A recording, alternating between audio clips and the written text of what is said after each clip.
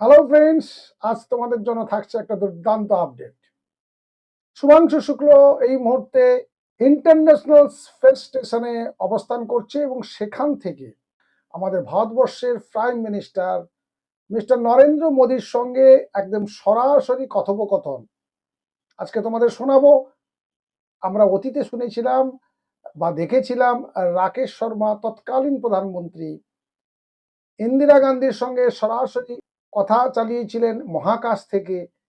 আজকেও আমরা দেখলাম শুভাংশু স্যারকে সরাসরি আমাদের প্রাইম মিনিস্টারের সঙ্গে কথা বলতে। চলো দেখে নিই একেবারে প্রথম থেকে শেষ পর্যন্ত আমাদের ভারতবর্ষের প্রধানমন্ত্রীর সঙ্গে ভারতবর্ষ সম্পর্কে, ভারতবাসী সম্পর্কে, মহাকাশ একেবারে বা সবচেয়ে উপরে থেকে তিনি কিভাবে দেখছেন আমাদের ভারতবর্ষকে, তার এই মুহূর্তে ফিলিংস কি, সমস্ত কিছু আমরা জানবো সেই কথোপকথনের মাধ্যমে। দেখে নাও। शुभांशु, नमस्कार। आप आज मातृभूमि से, नमस्कार। भारत भूमि से सबसे दूर है, लेकिन भारतवासियों के दिलों के सबसे करीब है।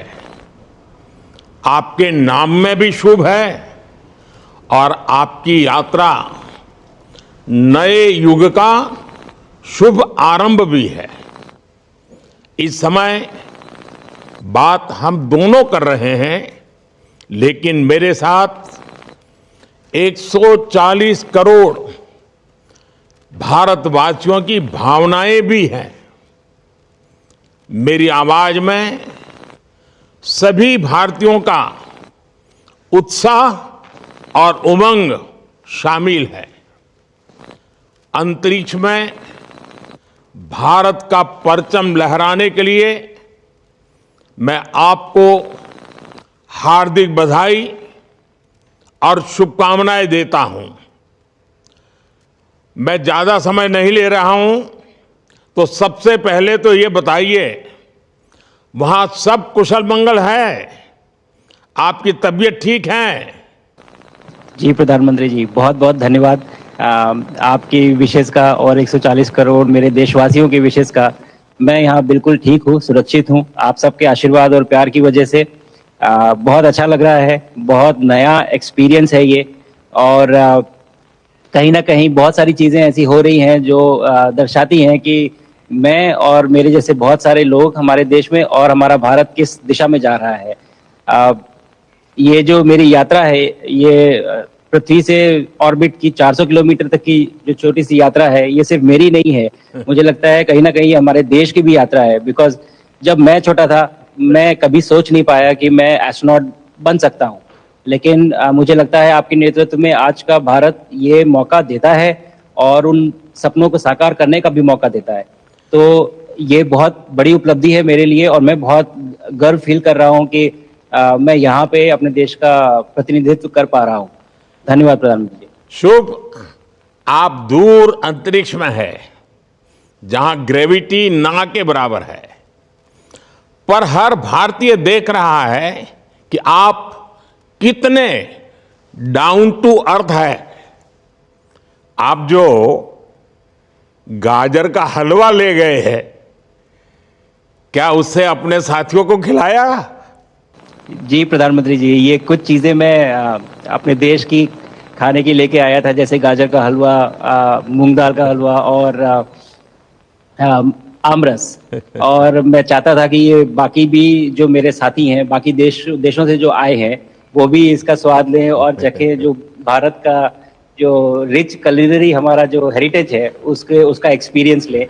तो हम सभी ने बैठ के इसका स्वाद लिया साथ में, और सबको बहुत पसंद आया। कुछ लोग हैं कि कब वो नीचे आएंगे और हमारे देश आए और इनका स्वाद ले सके हमारे साथ। शुभ। परिक्रमा करना भारत की सदियों पुरानी परंपरा है। आपको तो पृथ्वी माता की परिक्रमा का सौभाग्य मिला है। अभी आप पृथ्वी के किस भाग के ऊपर से गुजर रहे होंगे? जी प्रधानमंत्री जी, इस समय तो मेरे पास ये इंफॉर्मेशन उपलब्ध नहीं है, लेकिन थोड़ी देर पहले मैं खिड़की से, विंडो से बाहर देख रहा था, तो हम लोग हवाई के ऊपर से गुजर रहे थे। और हम दिन में 16 बार परिक्रमा करते हैं, 16 सूर्योदय और 16 संन्यास, सनराइज और सनसेट हम देखते हैं ऑर्बिट से। और बहुत ही अचंभित कर देने वाला ये पूरा प्रोसेस है। इस परिक्रमा में, इस तेज गति में, जिस हम इस समय करीब 28,000 किलोमीटर प्रति घंटे की रफ्तार से चल रहे हैं आपसे बात करते वक्त, और ये गति पता नहीं चलती क्योंकि हम तो अंदर हैं, लेकिन कहीं ना कहीं ये गति जरूर दिखाती है कि हमारा देश कितनी गति से आगे बढ़ रहा है इस समय, कि हम यहाँ पहुंचे हैं और अब यहाँ से और आगे जाना है। अच्छा शुभ, अंतरिक्ष की विशालता देखकर सबसे पहला विचार क्या आया आपको? प्रधानमंत्री जी, सच में बोलो तो जब पहली बार हम लोग ऑर्बिट में पहुंचे, अंतरिक्ष में पहुंचे, तो पहला जो व्यू था वो पृथ्वी का था। और पृथ्वी को बाहर से देख के जो पहला ख्याल और पहला जो थॉट मन में आया वो ये था कि पृथ्वी बिल्कुल एक दिखती है। मतलब बाहर से कोई सीमा रेखा नहीं दिखाई देती, कोई बॉर्डर नहीं दिखाई देता। और दूसरी चीज जो बहुत नोटिसेबल थी, जब पहली बार भारत को देखा तो हम मैप पे पढ़ते हैं भारत को, हम देखते हैं बाकी देशों का आकार कितना बड़ा है, हमारा आकार कैसा है, वो मैप पे देखते हैं, लेकिन वो सही नहीं होता क्योंकि वो एक हम 3D ऑब्जेक्ट को 2D यानी पेपर पे हम उतारते हैं। भारत सच में बहुत भव्य दिखता है, बहुत बड़ा दिखता है, जितना हम मैप पे देखते हैं उससे कहीं ज्यादा बड़ा। और जो वननेस की फीलिंग है, पृथ्वी की वननेस की फीलिंग है, जो हमारा भी मोटो है कि अनेकता में एकता, वो बिल्कुल उसका महत्व ऐसा समझ में आता है बाहर से देखने में कि लगता है कि कोई बॉर्डर एग्जिस्ट ही नहीं करता, कोई राज्य नहीं एग्जिस्ट करता, कंट्रीज नहीं एग्जिस्ट करती। फाइनली हम सब ह्यूमैनिटी का पार्ट है और अर्थ हमारा एक घर है और हम सब के सब उसके सिटीजन्स हैं। शुभांशु, स्पेस स्टेशन पर जाने वाले आप पहले भारतीय हैं। आपने जबरदस्त मेहनत की है, लंबी ट्रेनिंग करके गए हैं। अब आप रियल सिचुएशन में है, सच में अंतरिक्ष में है, वहां की परिस्थितियां कितनी अलग हैं, कैसे एडप्ट कर रहे हैं? यहाँ पे तो सब कुछ ही अलग है प्रधानमंत्री जी। ट्रेनिंग की हमने पिछले पूरे 1 साल में, सारे सिस्टम्स के बारे में मुझे पता था, सारे प्रोसेस के बारे में मुझे पता था, एक्सपेरिमेंट्स के बारे में मुझे पता था, लेकिन यहाँ आते ही सडनली सब चेंज हो गया। बिकॉज हमारे शरीर को ग्रेविटी में रहने की इतनी आदत हो जाती है कि हर एक चीज उससे डिसाइड होती है। पर यहाँ आने के बाद चूंकि ग्रेविटी माइक्रो ग्रेविटी है, एब्सेंट है, तो छोटी छोटी चीजें भी बहुत मुश्किल हो जाती हैं। अभी आपसे बात करते वक्त मैंने अपने पैरों को बांध रखा है, नहीं तो मैं ऊपर चला जाऊंगा। और माइक को भी जैसे छोटी चीजें हैं, इसको छोड़ के दूं तो भी ये ऐसे फ्लोट करता रहता है। पानी पीना, पैदल चलना, सोना बहुत बड़ा चैलेंज है। आप छत पे सो सकते हैं, आप दीवारों पे सो सकते हैं, आप जमीन पे सो सकते हैं। तो पता सब कुछ होता है प्रधानमंत्री जी, ट्रेनिंग अच्छी है, लेकिन वातावरण चेंज होता है तो थोड़ा सा यूज्ड टू होने में 1-2 दिन लगते हैं, बट फिर ठीक हो जाता है। भारत की ताकत साइंस और स्पिरिचुअलिटी दोनों है। आप अंतरिक्ष यात्रा पर हैं, लेकिन भारत की यात्रा भी चल रही होगी, भीतर में भारत दौड़ता होगा। क्या उस माहौल में मेडिटेशन और माइंडफुलनेस का लाभ भी मिलता है क्या? जी प्रधानमंत्री जी, मैं बिल्कुल सहमत हूँ। मैं कहीं ना कहीं ये मानता हूँ कि भारत ऑलरेडी दौड़ रहा है और ये मिशन तो केवल एक पहली सीढ़ी है उस एक बड़ी दौड़ का, और हम जरूर आगे पहुंच रहे हैं। और अंतरिक्ष में हमारे खुद के स्टेशन भी होंगे और बहुत सारे लोग पहुंचेंगे। और माइंडफुलनेस का भी बहुत फर्क पड़ता है। बहुत सारी सिचुएशंस ऐसी होती हैं नॉर्मल ट्रेनिंग के दौरान भी या फिर लॉन्च के दौरान भी, जो बहुत स्ट्रेसफुल होती हैं, और माइंडफुलनेस से आप अपने आप को उन सिचुएशंस में शांत रख पाते हैं और अपने आप को काम रखते हैं, अपने आप को शांत रखते हैं, तो आप अच्छे डिसीजन ले पाते हैं। कहते हैं कि दौड़ते हुए भोजन कोई भी नहीं कर सकता, तो जितना आप शांत रहेंगे उतना ही अच्छे से आप डिसीजन ले पाएंगे। तो आई थिंक माइंडफुलनेस का बहुत इंपॉर्टेंट रोल होता है इन चीज़ों में। तो दोनों चीज़ें अगर साथ में प्रैक्टिस की जाएं तो ऐसे एक चैलेंजिंग एनवायरनमेंट में या चैलेंजिंग वातावरण में मुझे लगता है ये बहुत ही यूजफुल होंगी और बहुत जल्दी लोगों को अडेप्ट करने में मदद करेंगी। आप अंतरिक्ष में कई एक्सपेरिमेंट कर रहे हैं, क्या कोई ऐसा एक्सपेरिमेंट है जो आने वाले समय में एग्रीकल्चर या हेल्थ सेक्टर को फायदा पहुंचाएगा? जी प्रधानमंत्री जी, मैं बहुत गर्व से कह सकता हूं कि पहली बार भारतीय वैज्ञानिकों ने 7 यूनिक एक्सपेरिमेंट्स डिज़ाइन किए जो कि मैं अपने साथ स्टेशन पे लेके आया हूं। और पहला एक्सपेरिमेंट जो मैं करने वाला हूं, जो कि आज ही के दिन में शेड्यूल्ड है, वो है स्टेम सेल्स के ऊपर। अंतरिक्ष में आने से क्या होता है कि ग्रेविटी चूंकि एब्सेंट होती है तो लोड खत्म हो जाता है, तो मसल लॉस होता है। तो जो मेरा एक्सपेरिमेंट है वो ये देख रहा है कि क्या कोई सप्लीमेंट दे के हम इस मसल लॉस को रोक सकते हैं या फिर डिले कर सकते हैं। इसका डायरेक्ट इम्प्लीकेशन धरती पे भी है कि जिन लोगों का मसल लॉस होता है ओल्ड एज की वजह से, उनके ऊपर ये सप्लीमेंट्स यूज़ किए जा सकते हैं। तो मुझे लगता है कि ये डेफिनेटली वहाँ यूज़ हो सकता है। साथ ही साथ जो दूसरा एक्सपेरिमेंट है वो माइक्रो एल्गी की ग्रोथ के ऊपर। ये माइक्रो एल्गी बहुत छोटे होते हैं लेकिन बहुत न्यूट्रिशियस होते हैं। तो अगर हम इनकी ग्रोथ देख सकते हैं यहाँ पे और ऐसा प्रोसेस इजाद करें कि ये ज़्यादा तादाद में हम इन्हें उगा सकें और न्यूट्रिशन हम प्रोवाइड कर सकें, तो कहीं ना कहीं ये फूड सिक्योरिटी के लिए भी बहुत काम आएगा धरती के ऊपर। सबसे बड़ा एडवांटेज जो है स्पेस का वो ये है कि ये जो प्रोसेस है यहाँ पे बहुत जल्दी होते हैं, तो हमें महीनों तक या सालों तक वेट करने की जरूरत नहीं होती। तो इसलिए यहाँ के जो रिजल्ट चंद्रयान की सफलता के बाद देश के बच्चों में, युवाओं में विज्ञान को लेकर एक नई रुचि पैदा हुई। अंतरिक्ष को एक्सप्लोर करने का जज्बा बढ़ा। अब आपकी ये ऐतिहासिक यात्रा उस संकल्प को और मजबूती दे रही है। आज बच्चे सिर्फ आसमान नहीं देखते, वे यह सोचते हैं मैं भी वहां पहुंच सकता हूं। यही सोच, यही भावना हमारे भविष्य के स्पेस मिशंस की असली बुनियाद है। आप भारत की युवा पीढ़ी को क्या मैसेज देंगे? प्रधानमंत्री जी, अगर मैं अपने युवाओं पीढ़ी को आज कोई मैसेज देना चाहूँगा तो पहले ये बताऊँगा कि भारत जिस दिशा में जा रहा है, हमने बहुत बोल्ड और बहुत ऊंचे सपने देखे हैं और उन सपनों को पूरा करने के लिए हमें आप सबकी ज़रूरत है। तो उस ज़रूरत को पूरा करने के लिए मैं ये कहूँगा कि सक्सेस का कोई एक रास्ता नहीं होता कि आप कभी कोई एक रास्ता लेता है, कोई दूसरा रास्ता लेता है, लेकिन एक चीज़ जो हर रास्ते में कॉमन होती है वो ये होती है कि आप कभी कोशिश मत छोड़िए, नेवर स्टॉप ट्राइंग। अगर आपने ये मूल मंत्र अपना लिया कि आप किसी भी रास्ते पे हो, कहीं पे भी हो, लेकिन आप कभी गिव अप नहीं करेंगे, तो सक्सेस चाहे आज आए या कल आए पर आएगी जरूर। मुझे पक्का विश्वास है कि आपकी ये बातें देश के युवाओं को बहुत ही अच्छी लगेगी। और आप तो मुझे भली भांति जानते हैं, जब भी किसी से बात होती है तो मैं होमवर्क जरूर देता हूं।